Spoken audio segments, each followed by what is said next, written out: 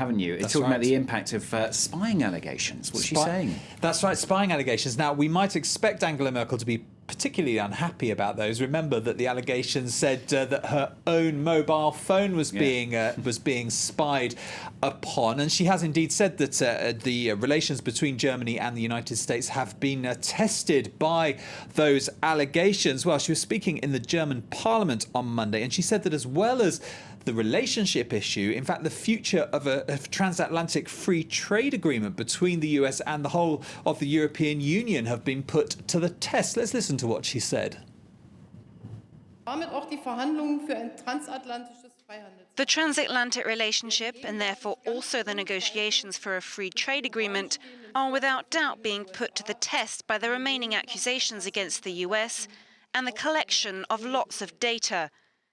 The accusations are serious, they must be explained, and more importantly, for the future, new trust must be built.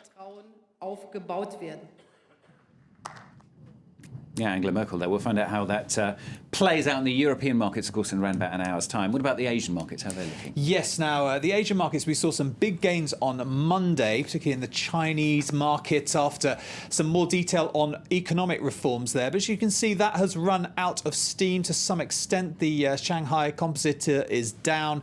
Now, just the Kospi there in South Korea making some gains this Tuesday.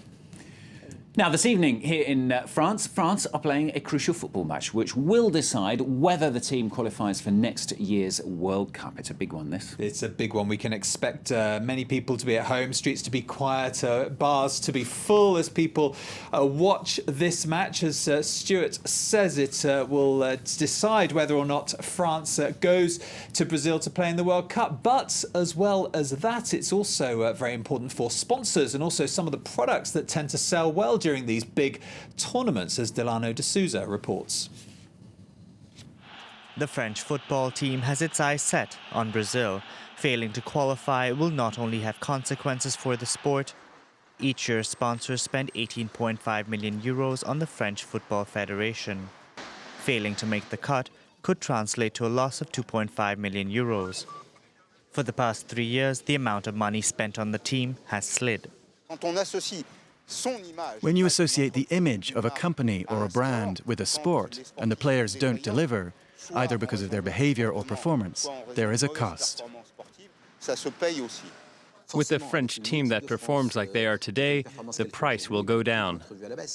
Elimination would also impact other sectors of activity. Pizza delivery or television companies, for instance, will take a hit. In the past, TV sales have increased 7% the week before the World Cup.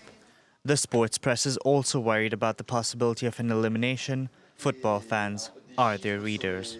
For France's win in the 1998 World Cup final, we saw the biggest sales we had ever seen. We sold 1,700,000 copies. If I tell you that today, L'Équipe normally sells around 280,000. You can see the difference. The national team's failure to shine is also being felt at the amateur level. The Blues' poor performance in 2010 saw a drop of more than 5% in the number of amateur players. France has one match left to seal its fate. Good luck, France. I'm not a massive football fan myself, but it's just good to have the French team in it. That's right. Good for luck us to them. anyway. Yeah, here in Paris, an innovative way for startups to get new investment.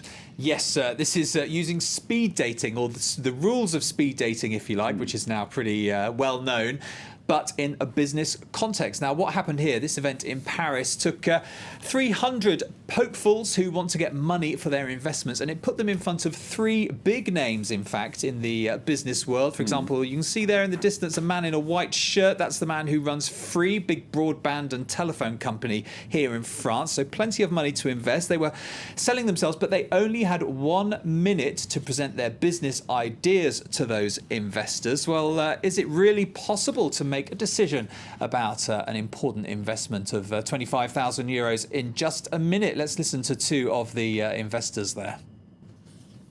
I think that in a minute we can see the energy, we can see what makes them tick, see the desire of someone to do something. What we want to see are new ideas, even a project that's a bit mad. Why not if it's doable?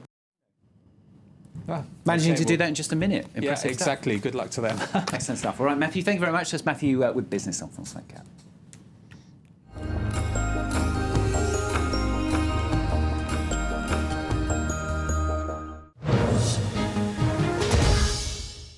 Now, what Mars might have looked like 4 billion years ago coming up for you. Web news today, though, it starts with an advert from Google that's warming hearts across India and Pakistan.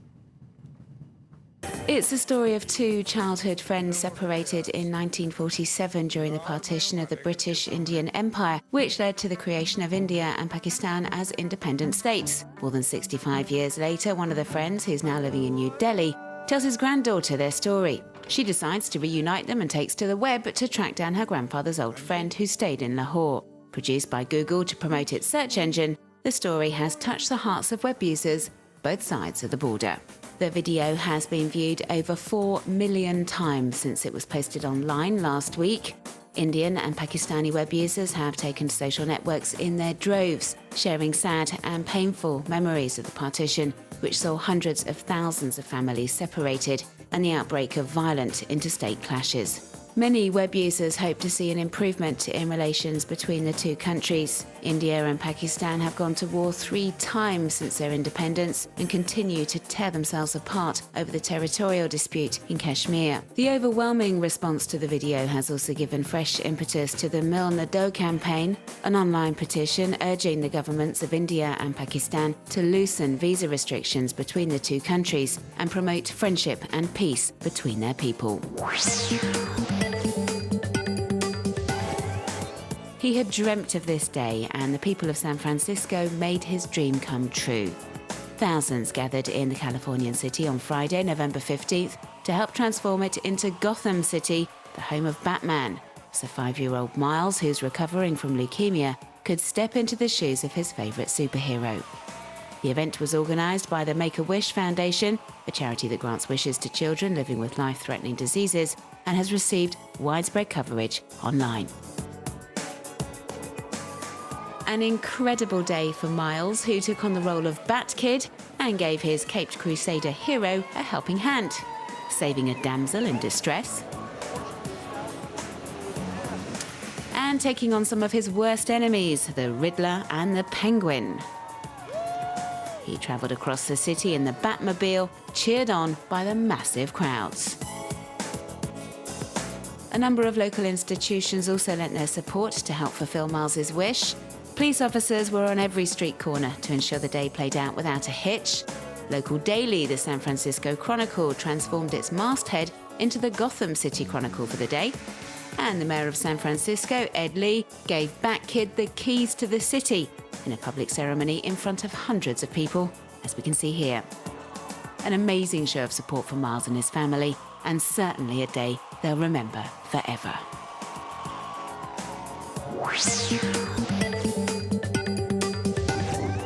Web users the world over have been posting under the Free Jeremy Hammond hashtag in response to the 10-year prison sentence handed out to American cyber activist Jeremy Hammond for his role in hacking private intelligence firm Stratfor in 2011. There's been overwhelming support from outraged social networkers, slamming the punishment ordered by a New York court on Friday, calling it excessive, saying it makes a mockery of the justice system. Web users are urging the US authorities to reverse the decision and release a 28-year-old at the earliest possible opportunity. It's described as a real bargain on Craigslist. For $225,000, you can have your very own ghost town. Seneca in the US used to be a mining town. Its heyday was during the gold rush of the 19th century. But the small Californian village is now completely deserted. Despite the very basic amenities and difficult access, the owners have put forward 2 very strong selling points they think will seduce potential buyers. It comes with an old gold mine and a bar with a liquor license. NASA has released this animation online showing what Mars might have looked like 4 billion years ago. The video suggests the red planet was probably not as cold and dry as it is now, and highlights how the surfaces might have changed over the years, how the atmosphere has transitioned until we reach the planet we know today, thanks to the work of scientists and astronauts from the American Space Agency. Yeah, Mars, 4 billion years ago. I love that bat story as well. Well done to Mars. What a special kid. Now, later this hour in Asia Live, we've got a special report for you from the Philippines as people turn to the church there to bring help and peace to survivors. That's coming up in Asia Live in the next half hour here on France 24, so don't go away.